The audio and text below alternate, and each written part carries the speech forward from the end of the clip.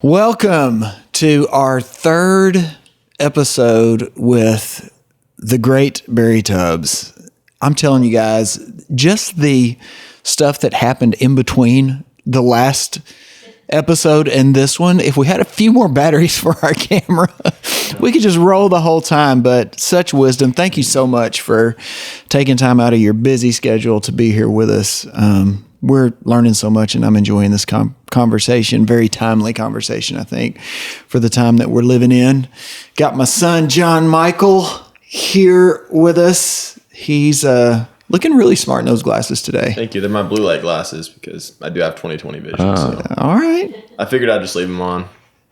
It's my podcasting glasses. Smart move. We started off talking in the first episode with a statement that you made earlier today, the value of having a value system and how your values are the rudder, like a ship has a rudder. Those values determine where you're going. I'd really like to just start off talking about the differences in the Republican platform, the Democratic Party's platform. Can you kind of break down to us the differences in those two platforms, or I guess we could call those two different value systems?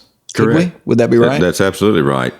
And that is the way that we should look at it.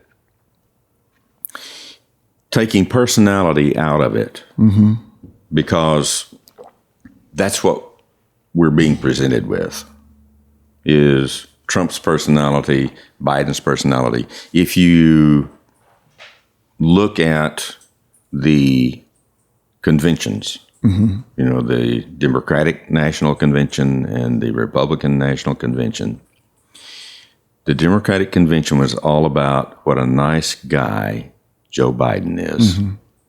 He's just an everyday guy. He's just a super guy. He's, it's personality. And they portrayed Trump as a bad guy, bad personality, terrible tweets, and all the rest of this stuff, racist, whatever. So they try to make it about personalities. Now, it's true, we should look at how candidates have operated in the past, how they voted in the past. Not necessarily that we agree with their lifestyle, but I look at lifestyle, you do, because what you do privately is going to influence you publicly. We live in three worlds. We live in a public world. I'm out here today with you. We go to church. We go to the store, whatever. So we're in a public environment and we operate accordingly. Then we have a private world. We go home. And inside our home is a different environment. And then we've got a secret world up here that no one knows about, no one sees except us and God. Yeah. And so how we operate in those various worlds has everything to do with the outcome. Decisions determine destiny. It's good. So the decisions that you're making today is going to influence and determine where you are in the future. The agenda that these two political parties have could not be more different. And today it is more evident than it's ever been in regard to the difference in their approach to public policy. And we have to understand that when we're voting for a platform, these platforms are documents that outline this is the way that we're going to govern. And just to clarify for people that are listening that may not know what you're talking about when you say platform, there are actual written documents that are publicly available. Right.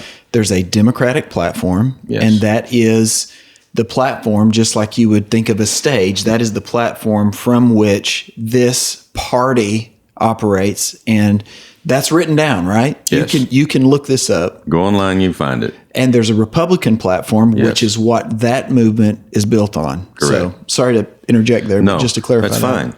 fine. But these are supposed to be, they call it a platform because what you do when you speak to someone, you stand on a platform. And that platform supports you. I'm coming to you from this place. Correct. Yeah. And so you can't just stand on one piece of that platform, you stand on the entire structure. So you can't just pull out one thing and say, okay, well, I agree with you on this and not agree on everything else if you're voting for a person who says, I am a Democrat or I am a Republican. What they're saying is, this is my belief system. This is my value system. Wow. This is where I'm coming from. And if you elect me, here's what I'm going to do.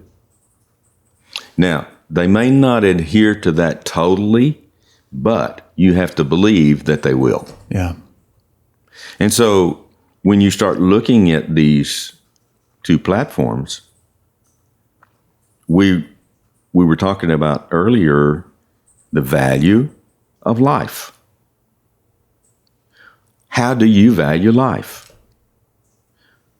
Is it something that we should set apart and say that it is invaluable, that it is sacrosanct above all else, that everyone's entitled? I mean, in this country that we live in, Yeah.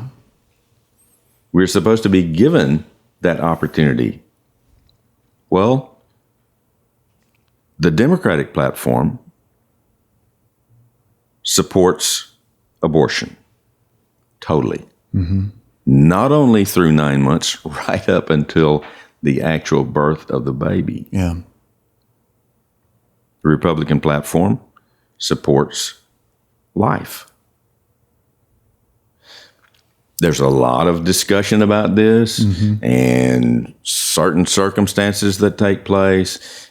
We've heard the testimonies of people who, now we have the opportunity to do the ultrasounds and all of the DNA testing and all the rest while the baby is still in the womb.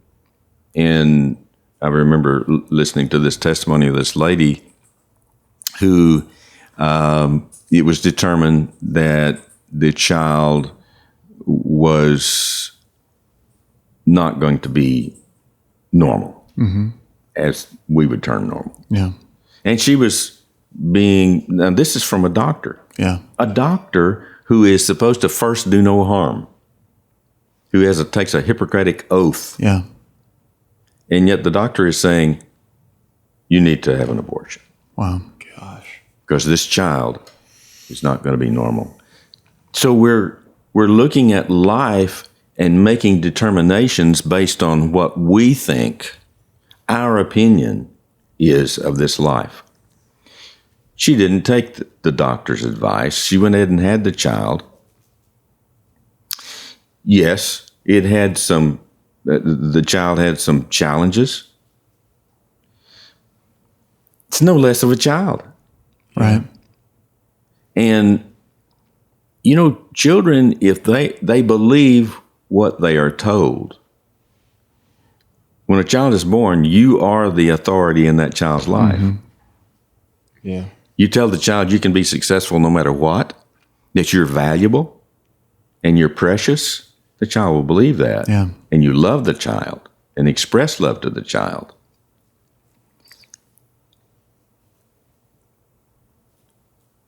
Children, people can rise above practically any circumstance or difficulty and still be worthwhile, valuable, and contribute to our society. Sure. I'm thinking of this guy, his last name is Vukovic. He has no arms or legs. Oh, yeah. I've met this guy Nick. before. Nick. Yeah. Okay, here's a guy who he has. You look at him and you think he has insurmountable challenges here. Yeah. And yet he's going around the world winning multiplied millions of people to the Lord. Yeah. Married and has kids. Yeah. Yeah. What would have happened if he had never been born? Yeah. We don't know. You can't make these decisions about whether life is worthwhile or not. Yeah. And so the sanctity of human life has to be, if you do not value life, Right.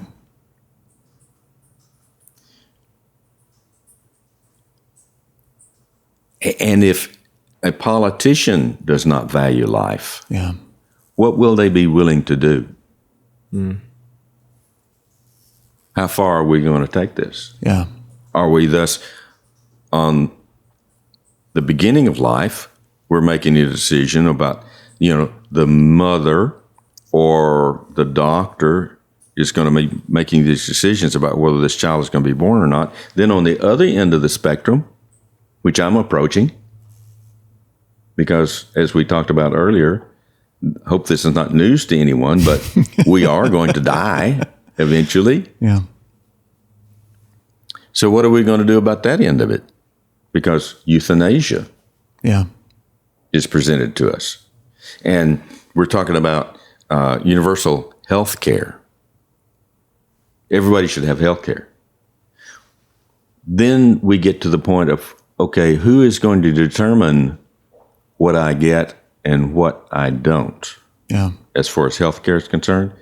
And look, all we have to do is look at other places, other countries who have instituted this to see how it works. Right. We have people Easy. coming to our country now Yeah. to get health care because they can't get it at home. Right. Right. So, sanctity of human life. What about marriage? Now, all people have to do is just think about these issues. Sure. Forget about the personalities. Forget about the people. What about these issues? Now, if we're going to be biblically based, if we have a biblical worldview, then we believe that marriage is between a woman and a man. One woman for one man for one lifetime. That's being redefined. Yeah. Now we're opening that up and saying, no, a man and a woman can get married, a man and a man can get married, a woman and a woman can get married. Well, how far does this go? Then if we're going to open this up to other lifestyle choices and recognizing that as marriage, what about having children? How does that work? Yeah. Continuation of life. Exactly. Just This logic. If you have a biblical worldview, then you have to understand that the purpose of a man and a woman coming together in marriage is to have children. That's the way we survive. Yeah. And you look around the world today, you see countries who are dying because people are not having enough children to keep the country going. So ultimately, if they continue on the course that they're on now, they'll become extinct. The country will no longer exist because all the people will die. Yeah. So what about, how do you feel about a person determining whether they are male or female or something else? If we have a biblical worldview, God stated, I created them male and female. I don't recall reading anything about something in between. Yeah. And I don't recall the person being given a choice as to whether they are male or female. This is not up for a decision. Yeah. I love what Ravi Zacharias said. I forget the context of the conversation, but it leads up to him telling this lady he's talking to. He says, we seem to treat race as something that's sacred. Like it is someone's race it's their God-given nature. It's what they're born into. It's amazing. We celebrate that. It's great. It's sacred. And you said, why would we treat gender any differently than that? Correct. It's not a choice. It's not a choice. It should be sacred. So then the next step to that is, okay, I'm going to be a woman today. And this can change from day to day. Sure. Just based on what I feel like today. You know?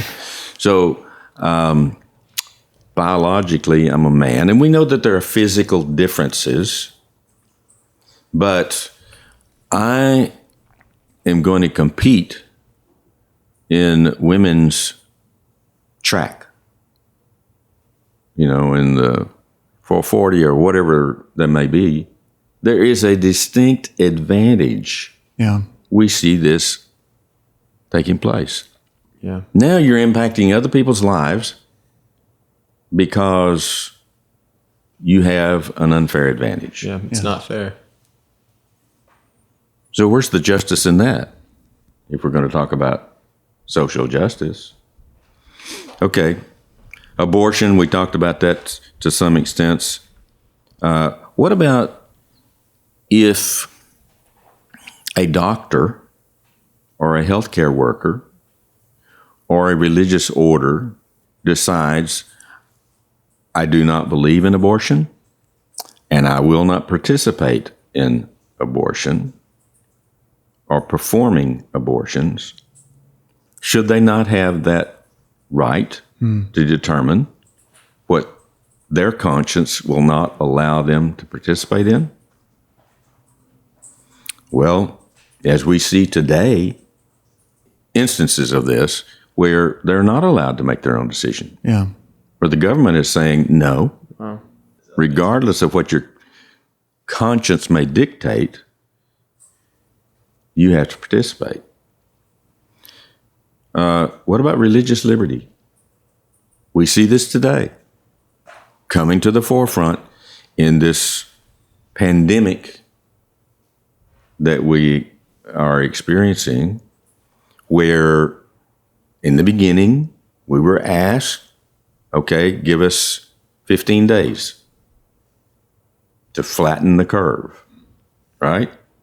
Then it became another 2 weeks. Then it became another month. And here we are, Right. 6 months into it? Yeah. And we're continuing. Well, the curve has been flattened. Yeah. That's not the issue anymore. So we see an issue here now. It's totally politicized. And churches have been shut down.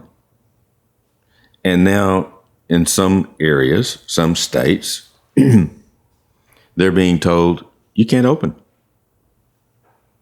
You're shut down, and you're going to stay shut down. Yeah. Because of, supposedly, health concerns. This is unconstitutional. Yeah. Because the government is not supposed to intrude on religious liberty. And yet it is. So where do you come down on this? See, it's not about personalities. It's not about people. It's about what do you believe is the right thing Right. to do on these issues, on life, on religious liberty, on God in government, on the courts. Now we see judges making decisions based on what they think should happen, Yeah. legislating from the bench. Well, I don't agree with that. Right. Education. The situation that we're in today in regard to school and whether they reopen or not. See, these decisions are made initially were, Fauci and Birx, they're bureaucrats. Yes, they are epidemiologists. They operate in an institute, but they're nevertheless bureaucrats. And they make their decisions based on what their opinion is of this situation. Yeah. So their default position is shut it down. That's the only way. That's the only approach. Well, there's more than one approach to any situation. So we went along with that. But there is trade-off. We talked about this in a previous episode. There's always a trade-off. No matter what decision you make, there's a trade-off. Shutting down the economy, shutting down everything, everybody staying at home, there's a trade-off. And the trade-off is our economy is in shambles. Yeah. And we have the greatest economy going on this earth. There are people dying at home because they're fearful to go to the hospital. There's a trade-off. Yeah. Children not being able to go to school are becoming depressed. Yeah. We are meant to be together. Yeah. And when you isolate and separate, there's a price to be paid. Yeah. There's a trade-off. Yeah. And so the people that are, there are, again, it's where you have opportunities. You, me, middle class have opportunities to do other things. We have alternatives available to us. Many people do not have alternatives.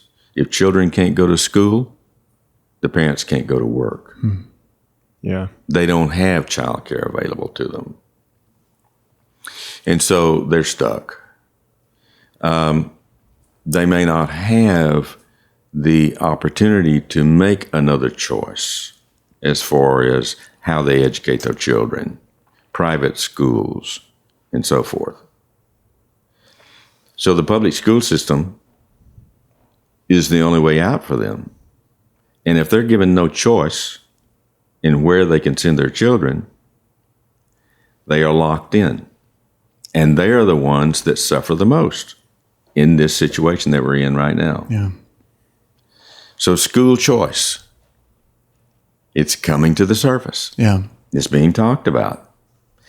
And what's happening is, along with this, is that parents are seeing what their children are being taught in school. Yeah. Shocker. Yes.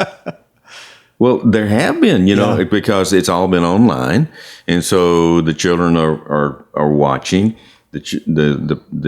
They're teaching these various things, and parents are shocked that, well, that's not what I believe. Yeah, that's not what I want you to be taught. Mm-hmm. And so we're getting pushback. Yeah. And now there's one state where they are asking the parents not to watch.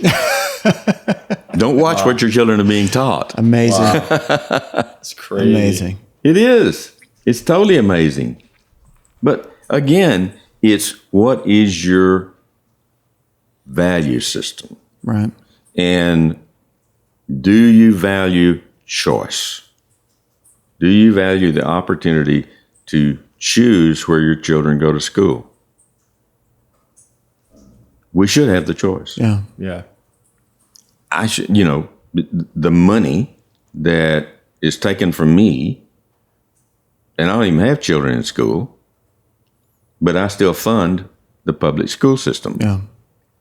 And so the innovative idea has arisen that, okay, if you're not going to teach my children because they're not opening the schools, then give me the money and I'll find some place to take my children. Yeah.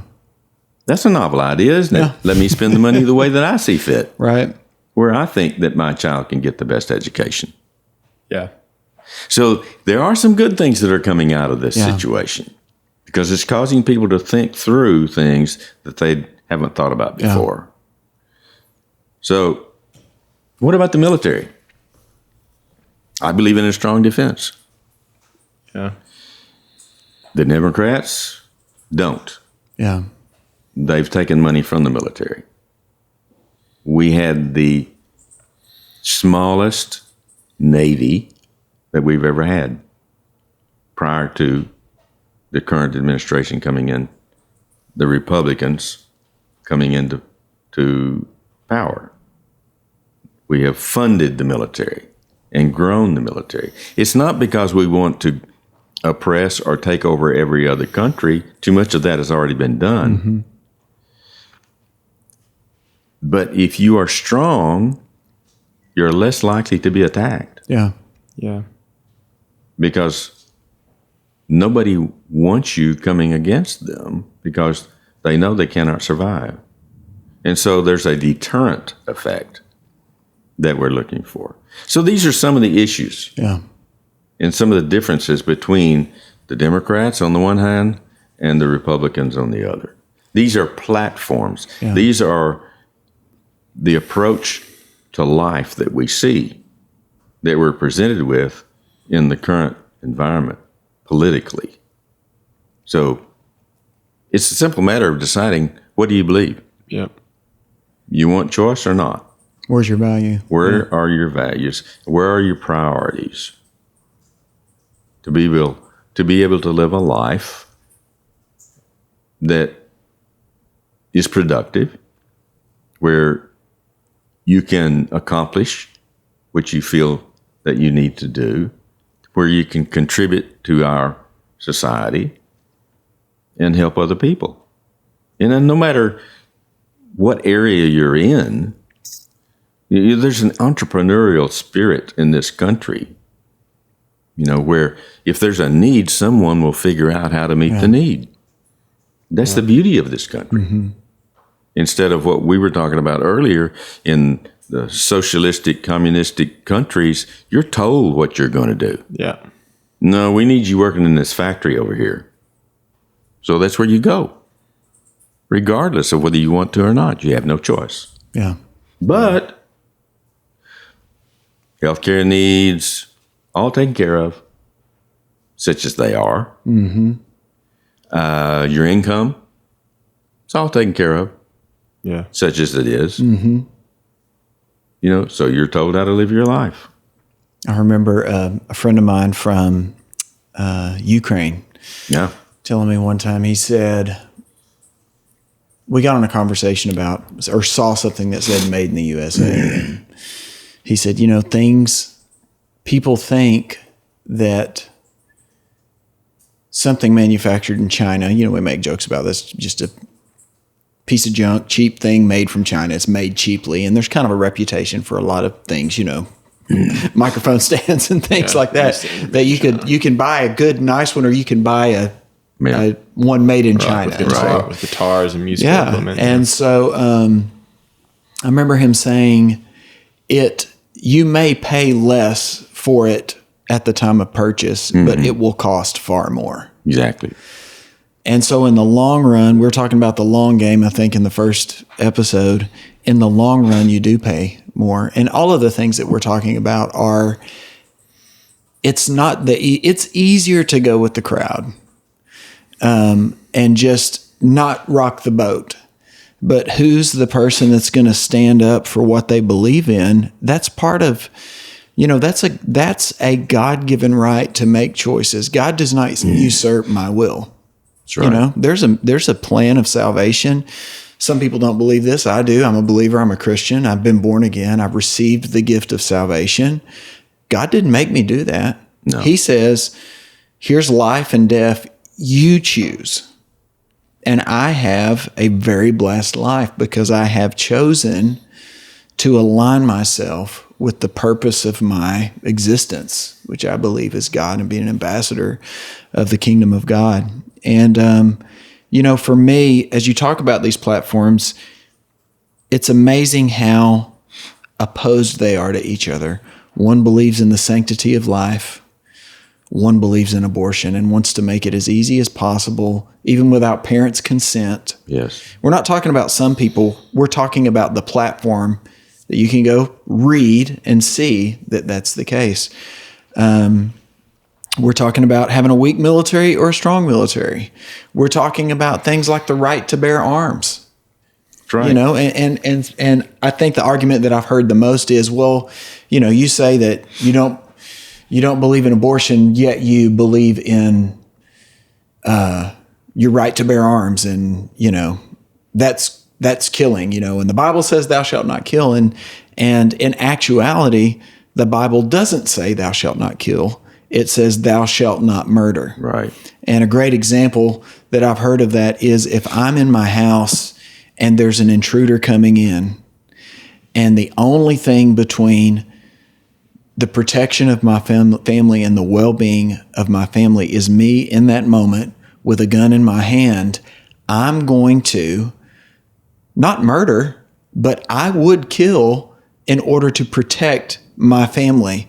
And so the difference in believing in the sanctity of life, I do believe in the sanctity of life. And I do not agree with the agenda of the left that says abortion, it's your choice. Let's make it as easy and let's let the government fund it. I don't want to pay for that. Yeah, and I don't want to be a part of that. Murder is just, the definition of murder is unjust killing. Yeah. See, in that scenario, justice would be protect other people. And I think something we were talking about earlier is that whenever you start to think that the definition of love is equivalent to tolerance, that's where everything gets jacked up, because really true love can't exist without also being tied to justice. And another Bible reference, whenever the Israelites are told to, God tells Israelites to wipe out the Canaanites. But what the Canaanites were doing was child sacrifice. This is not unborn child sacrifice. This is children that were already born being sacrificed. And among that, just a lot of other moral junk going on that was hurting other people, So the question is, if love was really just tolerance, then by tolerating that kind of behavior, what do you have?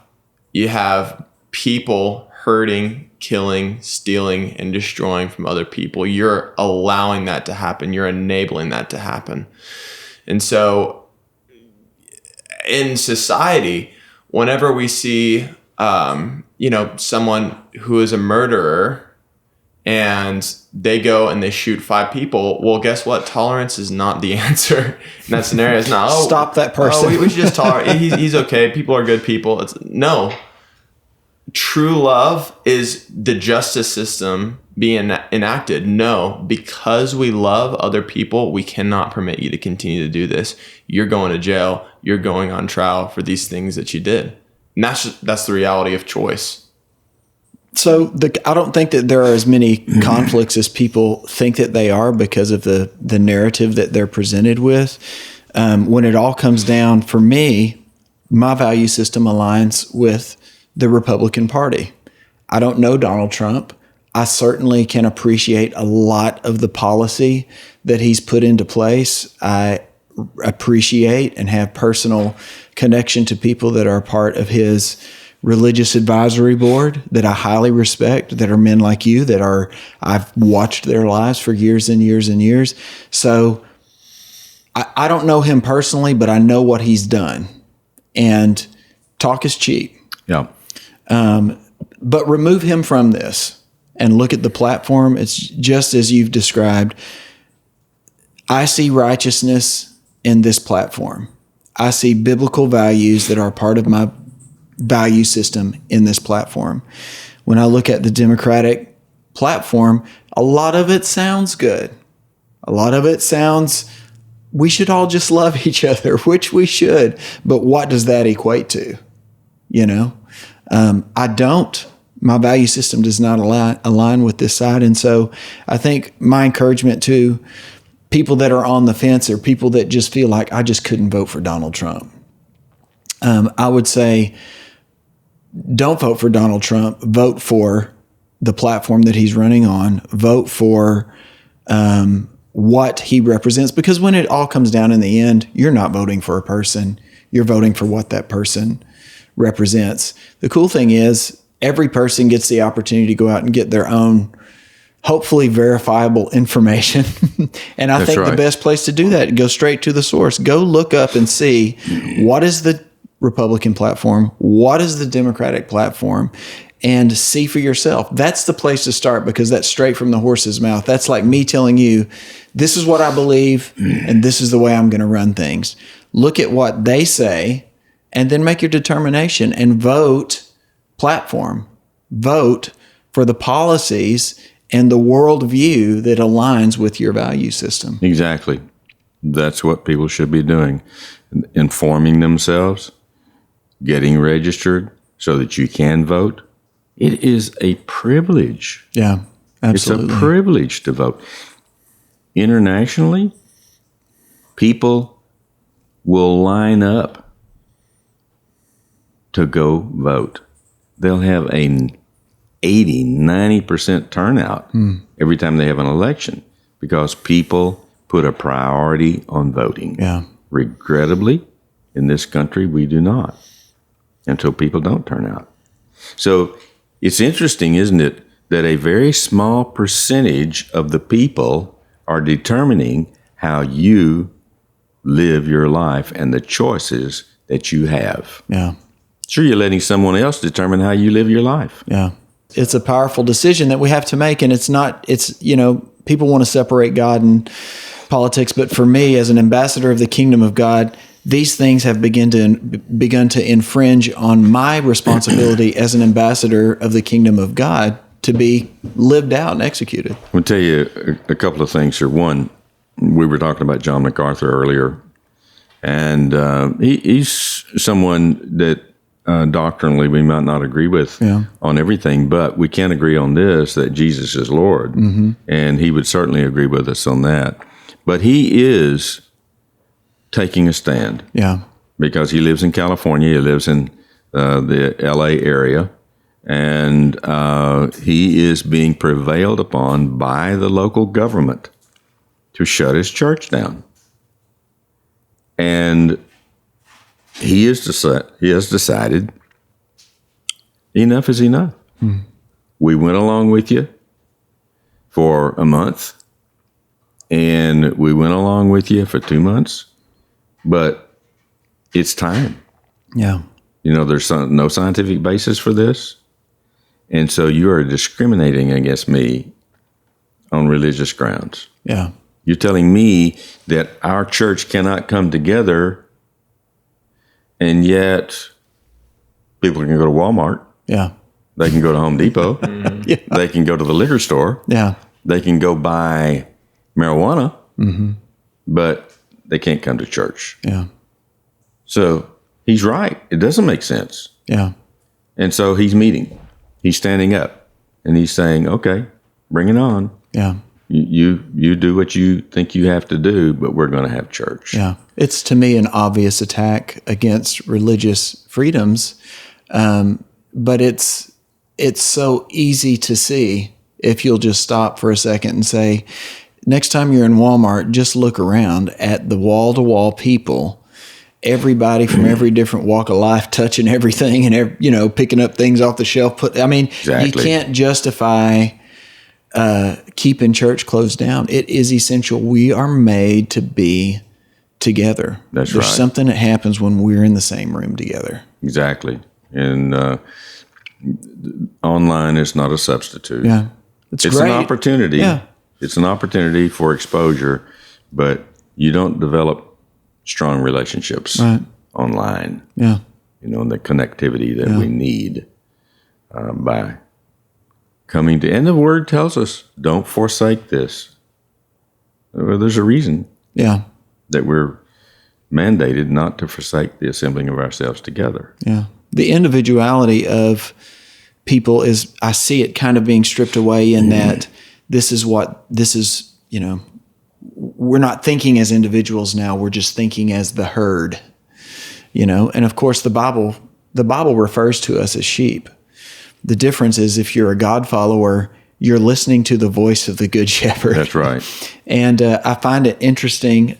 And it says, in a stranger's voice, you will not follow. But we choose the good shepherd, and we're in good shape. We're protected. We do need a shepherd. Interestingly, in Matthew 24, when Jesus is talking about the end times, the very first instruction that he gives, he says, there's not one stone that'll be left unturned, So we know we're in those kinds of, I think stones are getting turned right now. The very first thing he says is, do not be deceived. Yeah.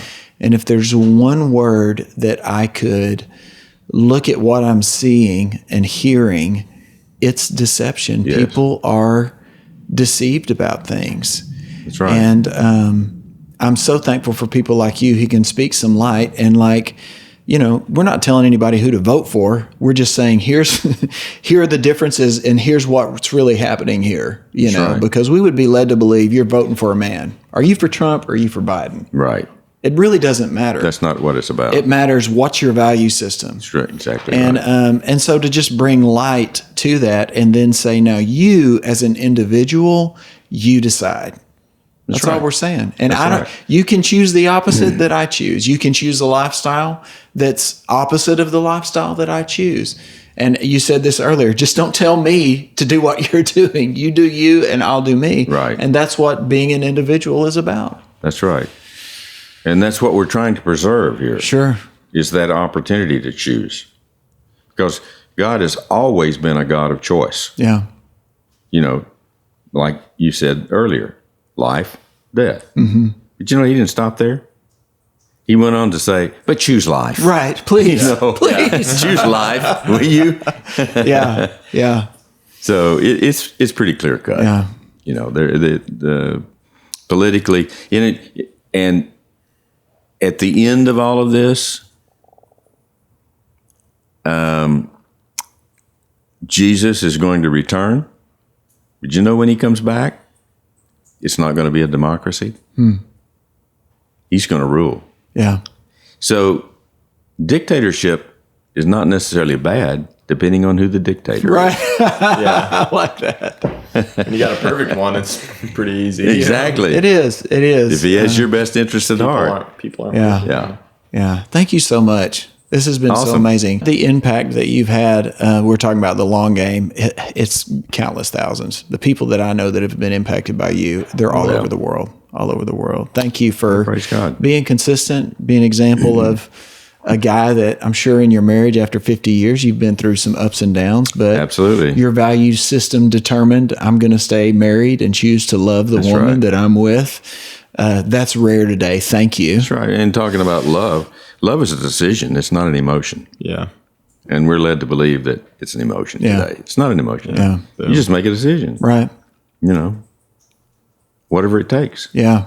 And you go with it. So Hashtag good. boom. Yeah. Thank you so much. I look forward to next time. Will you come Awesome. back in the future and we'll talk about something else? Anytime. It'd be great. Absolutely. Thank you so Will do. much. Thanks for joining us. We will see you next time on Everything's Everything.